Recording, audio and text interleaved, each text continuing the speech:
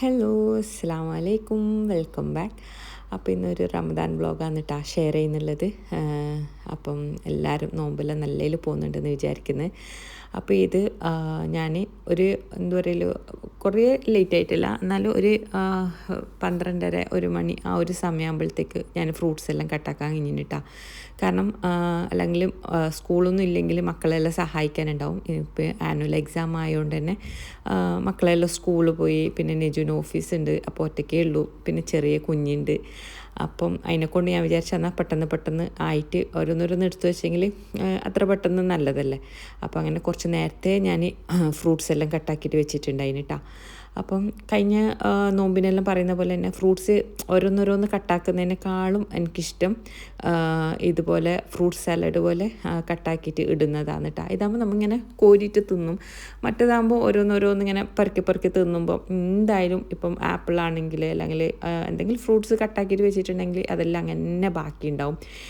ഇതാണെങ്കിൽ നമുക്കിങ്ങനെ കോരി തിന്നാൻ വേണ്ടിയിട്ട് ഭയങ്കര ടേസ്റ്റാണ് കേട്ടോ. അപ്പം ഞാൻ എല്ലാ നോമ്പിനും ഇങ്ങനെ ആക്കൽ കുറച്ച് ഫ്രൂട്ട്സും എന്താ പറയുക അതെല്ലാം ഒന്നാകെ ഇട്ടിട്ട് പിന്നെ ഇച്ചിരി മധുരമെല്ലാം ഇട്ടിട്ട് അങ്ങനെയാണ്.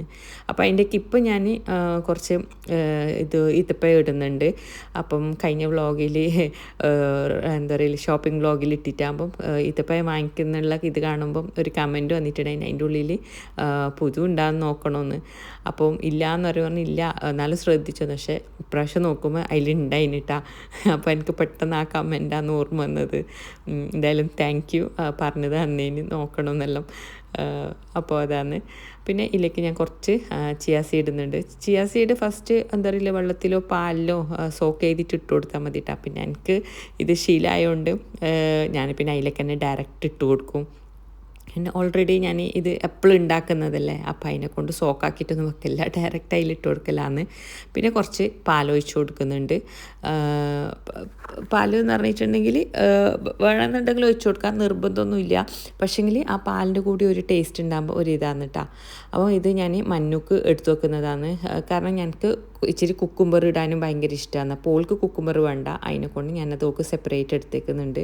പിന്നെ കുറച്ച് മധുരം ഇട്ടിട്ട് ഞങ്ങളതിൽ മധുരം ഇടില്ല, പക്ഷേ ചെറിയ ഉള്ളിൽ മധുരം ഇട്ട് കൊടുക്കും. അപ്പം അത് പിന്നെ ഫ്രിഡ്ജിൽ തണുക്കാൻ വെച്ച് കൊടുത്ത് പിന്നെ ചെറിയോൾക്ക് ഫുഡെല്ലാം കൊടുത്ത് ഓളോർക്കി ഞാനൊന്ന് കുളിച്ച് നിസ്കരിച്ചിട്ടെല്ലാം ആയിട്ടാണ് കേട്ടോ പിന്നെ ഞാൻ കിച്ചണിൽ കയറുന്നുള്ളത്.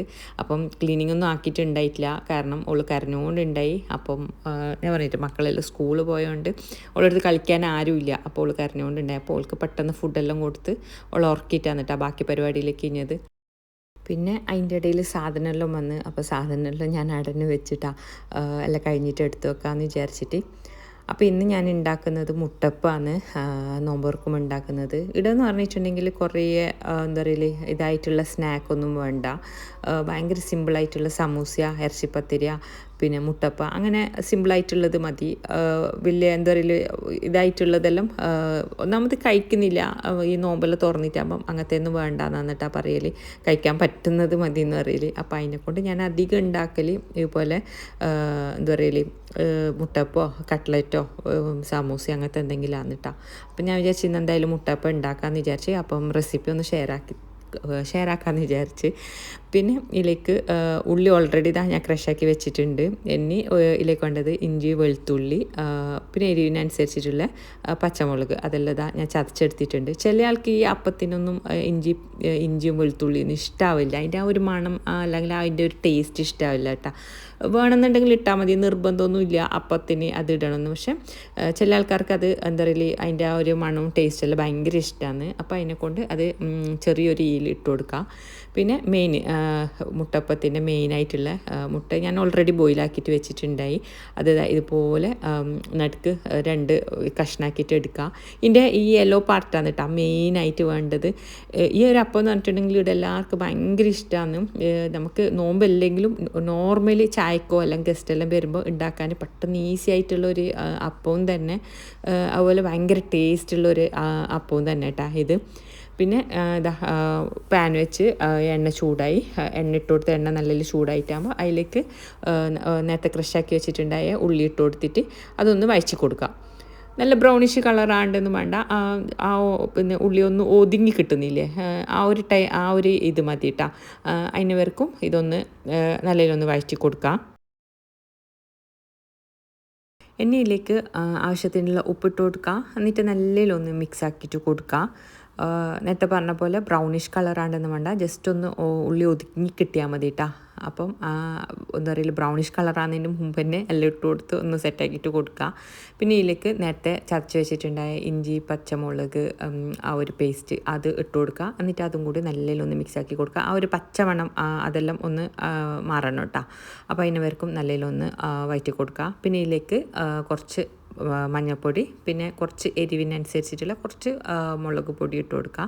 പിന്നെ ചിക്കൻ മസാല ഇട്ട് കൊടുക്കുന്നുള്ളത് ഇതിൽ നല്ല ടേസ്റ്റാണ്. ആ ഒരു മുട്ടപ്പത്തിലേക്ക് ചിക്കൻ്റെ ആ ഒരു മസാല ഇട്ടിട്ടാകുമ്പോൾ വേറെ തന്നെ ഒരു ടേസ്റ്റാണ് കിട്ടുന്നുള്ളത്. അപ്പോൾ അതും കൂടി ഇട്ട് കൊടുത്തിട്ട് ഇത് നല്ലതിലൊന്ന് മിക്സാക്കി കൊടുക്കുക. അതിൻ്റെ ആ ഒരു പച്ചമണം മാറുന്നവർക്കും നല്ലതിലൊന്ന് വഴറ്റി കൊടുക്കുക. അപ്പോൾ ഇതാ നമ്മളെ മസാല റെഡി ആയിട്ടുണ്ട്. ഇനി തീയെല്ലാം ഓഫ് ചെയ്യുക. ഇനി തീ വേണമെന്നില്ല കേട്ടോ. തീ ഓഫ് ചെയ്തിട്ടായിട്ട് നേരത്തെ ഞാൻ പറഞ്ഞിട്ടില്ലേ മുട്ടൻ്റെ യെല്ലോ പാർട്ട് അതിട്ട് കൊടുക്കുക. മുട്ടൻ്റെ ഉണ്ണി അതിട്ട് കൊടുത്തിട്ട് അത് നല്ലതിലൊന്ന് മിക്സാക്കി കൊടുക്കുക. ഞാൻ കൈയോട് ജസ്റ്റ് ഒന്ന് അത് പൊടിച്ചിട്ടുണ്ടായിട്ടാ. അപ്പം നമുക്ക് പെട്ടെന്ന് അത് മിക്സാക്കിയിട്ട് കിട്ടും. അപ്പം അതും കൂടി ഇട്ട് കൊടുത്തിട്ട് നല്ലതിലൊന്ന് മിക്സാക്കി കൊടുക്കുക. ജസ്റ്റ് ചൂട് പോയിട്ടാകുമ്പോൾ കൈയോടെ തന്നെ നല്ലതിലൊന്ന് മിക്സാക്കി കൊടുക്കുമ്പോൾ പെട്ടെന്ന് അത് മിക്സായി കിട്ടും കേട്ടോ. പക്ഷേ ഇതെനിക്ക് സമയം ഇല്ലാത്തതുകൊണ്ട് ഞാൻ ആ ഒരു ചൂടോടെ തന്നെയാണ് കേട്ടോ മിക്സാക്കി കൊടുക്കുന്നുള്ളത്. അതിനെ കൊണ്ടാണ് ഞാൻ ഈ കയ്യിൽ വെച്ചിട്ട് മിക്സാക്കി കൊടുക്കുക. അല്ലെങ്കിൽ നമുക്ക് കൈ വെച്ചിട്ട് തന്നെ ആ ഒരു ചൂട് കുറഞ്ഞിട്ടാകുമ്പോൾ നല്ലതിൽ പെട്ടെന്ന് തന്നെ മിക്സാക്കിയിട്ട് എടുക്കാം. അപ്പോൾ ഇതാണ് കേട്ടോ നമ്മളെ മസാല. അപ്പോൾ മസാല റെഡി ആയിട്ടുണ്ട്. അപ്പോൾ ഇതാ മസാല റെഡി ആയിട്ടുണ്ട്. ഞാൻ പാനിൽ ഒരു പാത്രത്തിലേക്ക് ഇട്ട് കൊടുത്തിട്ടുണ്ട് കേട്ടോ. ഇനി ഇത് ചെറിയ കുഞ്ഞു ബോളാക്കിയിട്ട് ആ മുട്ടൻ്റെ അതിലേക്ക് ഇതുപോലെ ഇട്ട് കൊടുക്കുക. നമ്മൾ നേരത്തെ ആ മുട്ടൻ്റെ ഇല ഉണ്ടായിട്ട് ഉണ്ണി ഉണ്ടായിട്ടില്ലേ, അതുപോലെ തന്നെ ആണ് അതിൻ്റെ ഉള്ളിലേക്ക് ഇട്ട് കൊടുക്കേണ്ടത് കേട്ടോ. അപ്പോൾ ഇതുപോലെ ചെറിയൊരു ബോളാക്കുക. ഇതുപോലെ അതിൻ്റെ ഉള്ളിലേക്ക് ഫില്ലാക്കി കൊടുക്കുക. എല്ലാ മുട്ടയിലേക്കും ഇതുപോലെ ഫില്ലാക്കിയിട്ട് കൊടുക്കുക. അപ്പോൾ ഇതെല്ലാ മുട്ടയിലും ഞാൻ ഫില്ലാക്കി കൊടുത്തിട്ടുണ്ട്. ഇനി ഇത് മുക്കിപ്പൊരിക്കാനുള്ള ഇതെടുക്കുക. അപ്പോൾ ഞാൻ മൈദ എടുത്തിട്ടുണ്ട്. ആവശ്യത്തിനുള്ള മൈദ ഇട്ട് കൊടുക്കുക. അതിലേക്ക് കുറച്ച് ഉപ്പും അതുപോലെ കുറച്ച് മഞ്ഞൾപ്പൊടിയും, ഒരു യെല്ലോയിഷ് കളർ കിട്ടാൻ വേണ്ടിയിട്ടാണ് കേട്ടോ മഞ്ഞൾപ്പൊടി ഇട്ട് കൊടുക്കുന്നുള്ളത്. പിന്നെ കുറച്ച് വെള്ളം ഇട്ട് കൊടുത്തിട്ട് അതൊന്ന് എന്താ പറയുക മിക്സാക്കി കൊടുക്കുക. നമുക്ക് ആ മുക്കിപ്പൊരിക്കേണ്ട ആ ഒരു പരുവായിട്ട് വേണം കേട്ടോ കിട്ടാൻ വേണ്ടിയിട്ട്. അപ്പോൾ കട്ടയൊന്നും ഇല്ലാണ്ട് വേണം ഇത് കുഴച്ചെടുക്കാൻ വേണ്ടി. അപ്പോൾ കുറച്ച് വെള്ളം ഇട്ട് കൊടുത്തിട്ട് അത് കുഴച്ചെടുക്കുക. അപ്പോൾ ഇത് ഞാൻ കുഴച്ചെടുത്തിട്ടുണ്ട്. ഈ ഒരു പരുവായിട്ടാണ് കേട്ടോ നമുക്ക് വേണ്ടത്. ആ മുട്ട അതിൽ മുങ്ങിയിട്ട് ആ ഒരു മാവെല്ലാം അതിൽ പിടിക്കുന്ന ആ ഒരു ടൈപ്പാണ് കേട്ടോ വേണ്ടത്. പിന്നെ ഇതാ എണ്ണ ഞാൻ ചൂടാക്കാൻ വെച്ചിട്ടുണ്ട്. നല്ല എണ്ണ ചൂടായിട്ടാകുമ്പം എന്താക്കാന്ന് പറഞ്ഞാൽ നല്ല ലോ ഫ്ലെയിമിൽ ഇട്ട് കൊടുക്കുക. ഹൈ ഫ്ലെയിമിൽ ഇട്ട് കൊടുക്കാണ്ട് ഫുള്ള് തീ കുറച്ചിട്ട് വേണം ഈ മുട്ട ഇട്ട് കൊടുക്കാൻ വേണ്ടിയിട്ട്. കാരണം മുട്ടയെല്ലാം പൊട്ടാൻ വേണ്ടിയിട്ട് നല്ല ചാൻസ് ഉണ്ട് കേട്ടോ. അപ്പോൾ നല്ലോണം കെയർ ചെയ്യുക. എനിക്ക് നല്ല പണി കുറേ പ്രാവശ്യം കിട്ടിയിട്ടുണ്ട്. അപ്പോൾ മുട്ടപ്പം ചൂടുമ്പം എല്ലാവരും ഇതന്നെയാണോന്നില്ല, മുട്ടയോട് കളിക്കുന്ന മുട്ടപ്പം ചൂടുന്ന എല്ലാവരും ശ്രദ്ധിക്കുക. എണ്ണയിലിടുമ്പോൾ ഭയങ്കര ഡേഞ്ചറാണ്. അപ്പം കണ്ടും അറിഞ്ഞിട്ടും വേണം കേട്ടോ മുട്ടപ്പം ഉണ്ടാക്കാൻ വേണ്ടിയിട്ട്. അപ്പോൾ ഇത് ലോ ഫ്ലെയിം ഇട്ടിട്ട് വേണം നമുക്ക് ചെയ്ത് കൊടുക്കാൻ വേണ്ടിയിട്ട്. അതിന് ശേഷം ഒരു മീഡിയം ഫ്ലെയിമിലിട്ടിട്ട് ഇത് വേവിച്ച് കൊടുത്താൽ മതി.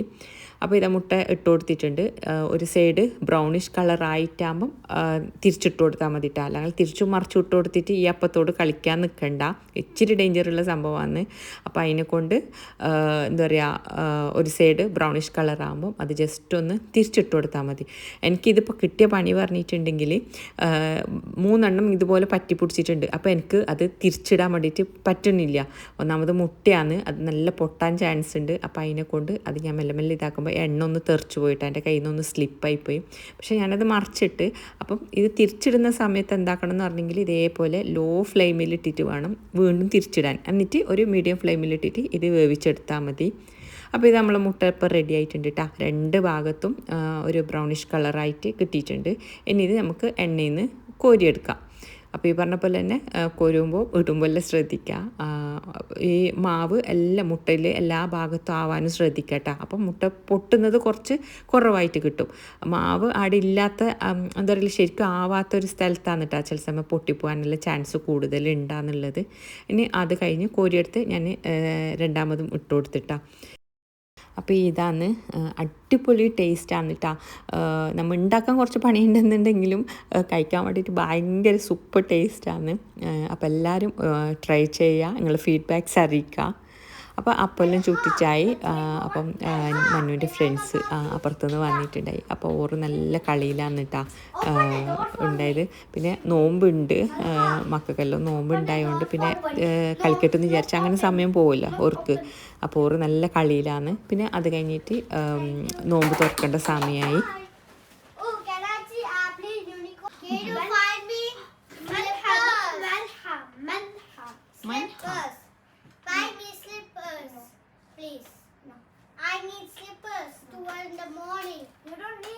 ആർക്ക് നോമ്പില്ലേ? ഫാസ്റ്റിംഗ് ആയിട്ടില്ല.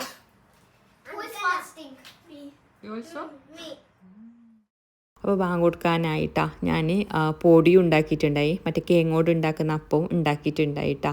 അപ്പോൾ ഇതാണ് ഇന്നത്തെ നോമ്പോറെ.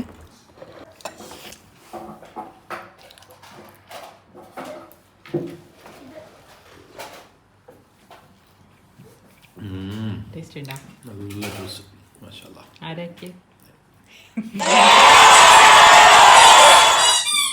വായിൽ രുചി, വയറ്റിൽ കുളിപ്പ്.